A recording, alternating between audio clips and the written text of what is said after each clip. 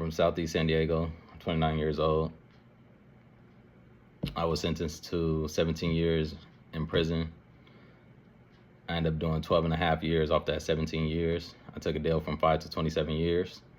They ended up giving me 17 years, I guess, to make it fair to the victim and to the DA. So I guess the judge and the DA was friends. Because I wasn't supposed to get that, I guess. So I was 16 years old. I just got out just about a year ago. In a few more days, it'd be a full year. So the police surrounded my house, helicopters circling around my house, about 10, 15 cars on my block coming to get me. I was lost. My sister crying, my mom crying. Thankfully, my little brother was asleep, when they pulled me out of my house. I was only 16 for about a month. I didn't have no shirt on. I just had on shorts, no socks, just sandals. They pulled me out, laid me in my grass in front of all my neighbors, everything. Guns drawn on me. It was something different. So it was something out like the movies and stuff that you'll see in the movies. So they handcuffed me, put me in the backseat of the car, put these brown paper bags up on my hands while I was handcuffed in the backseat of the car. My mom crying, trying to figure out what's going on. My sister crying, trying to figure out what's going on. My little brother asleep on my mom's shoulder. They were saying it was a shooting. So I'm lost. What shooting? I'm like, what's going on? So they didn't tell me nothing. My mom's still trying to figure out what's going on. They trying to separate me from my mom and everything. So eventually they ended up taking me around the corner to this vacant church. It was already late. By the time they got me, it was daylight time. By the time we left to go to that church, it was night. We ended up staying there all night till about 4 o'clock, 5 o'clock in the morning. And these was unmarked hours. I find out later on when I go to my preliminary hearing. So when they take me there, I'm a minor at the time. I only been 16 for about a month. The police sit in the backseat of the car with me, which you're not supposed to do that, especially with a minor. And y'all have me at a church for no reason, right around the corner from my house. My mom trying to figure out where were they taking me and stuff like that. So undercover, he ended up sitting in the backseat of the car with me. He started questioning me. So yeah, what's going on? What happened and stuff like that. Then he started telling me, oh, I know what you did. You did this. You did that. So I'm like, I didn't do anything. So I just stopped talking after that because now I'm getting kind of worried. Like, why am I still sitting here? Y'all didn't take me to the police station. My mom's not around. My sister's not around. Nobody else is around except a few undercover police. So he keep telling me, no, you did this, you did that. And they just all standing around the car while the police in the backseat of the car with me. So now I'm kind of confused. I'm like, man, what's going on? Like, is y'all about to take me to the police station? Like, am I actually really arrested, or are y'all gonna let me go, or what's going on? So they don't tell me. They just keep telling me. So he started yelling at me. I just get quiet. My hands in the back of me. My shirt, it's getting cold. It's dark time now. It's getting cold. So I'm confused. Eventually, they end up taking me to the police station downtown in San Diego. Take me down there. They book me in. So I see this dude I recognize. I'm like, that's crazy. He right here too. So they book us and everything. They telling me, oh yeah, tell us what you did. Where's the gun at? Where's this at? Why did you have to do that? I'm like, man, I don't know what's going on. So I stopped talking. I don't say nothing else after that. All right, we're just gonna book you, take your DNA. We're gonna see if your hands got GSR on it, which is gun residue or something like that, gunpowder. I'm just looking like, okay, I'm tired now. At this point, I'm ready to go to sleep. I'm worried at the same time, like, what's going on? So they do all of that. They come back, oh yeah, we found it on your hands and stuff like that. Yeah, you're booked, blase, blase. Oh, okay. So they booked me, take my fingerprints, everything. They shipped me off to juvenile hall. Now I'm like, dang, like I need to call my mom, really see what's going on. So they don't give me my phone call. Now I'm really like, oh yeah, this is crazy. Eventually, they gave me my phone call, talked to my mom. My mom like, man, don't say nothing. You know, everything's gonna be okay. Like, we're gonna figure this out. I'm like, okay, cool. I'm like, okay, cool. So I'm tripping out like, where do I go from here? Because now I'm stuck. I don't know what's going on. And the police is really being like assholes. They really being assholes. So now I go through the whole juvenile hall. You know, I go through a big depression. I stopped talking to people that's in there, everything. I actually ran into one of my brothers in there. He's no longer with me. He ended up passing while I was in jail. He ended up passing like probably a few months before I got out, unfortunately. Um, so I really stopped talking to him in there. You know, I was happy to see him, but I was so much depressed and in my own mind. I didn't know how to operate. You know, I really didn't know how to feel.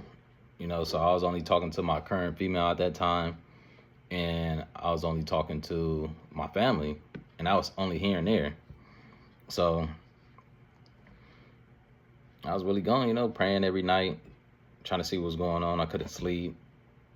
I was really depressed. Like, I've never felt that feeling ever. So as time go by, you know, I start getting used to being in there. You know, humans adapt. So I wanted to stop gangbang. I'm like, man, everything crazy. Like, I started being mad at my own homies and stuff like that. And you know, I was cool. You know, I wanted to change my whole life. I'm like, man, I want more for myself. You know, I want more of a legacy than just being a gangbanger and stuff like that. You know, because I was heavy involved in that. So time go by, you know, I'm mad at my homies and everything like that. Every time somebody come through, I'm tripping on them. Like, man, like, I'm cool off y'all, blase, whatever, you know.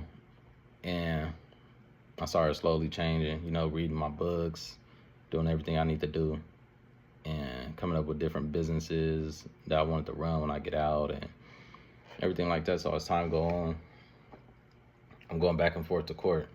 Things is looking good. You know, I got about 10 recommendations of me going home from people of importance on the streets, you know, that's real civilians that's doing what they got to do. You know, my sister's a nurse, so I got people that's really in my corner, you know, trying to support me. Then even people in there, you know, like, oh no, he was doing good, and you know, we could see that he's not like that, and let's try to get him out and everything. So the judge ended up telling me like, yeah, we got about like 10 recommendations if you going home. That's really looking good for you. So I'm excited. So people telling me like, man, people could go home on a preliminary hearing and everything. So I'm excited. Find out the dude that I actually seen in booking downtown, he ended up saying my name and said it was me that was doing stuff, that did the crime and stuff like that. Now I'm really confused.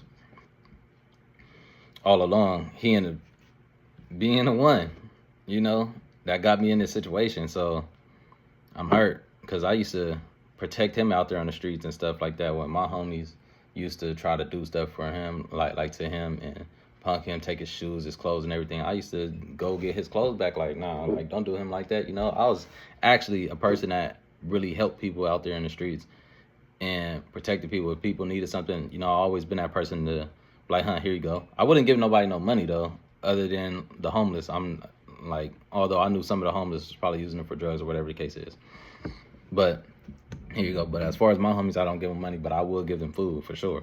We'll go to Moonlight, somewhere, anywhere, you know, get them some food.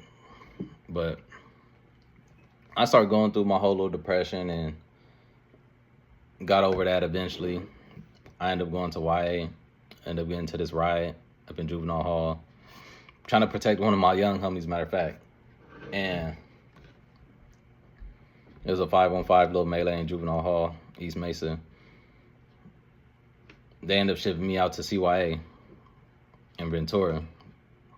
And I go down there.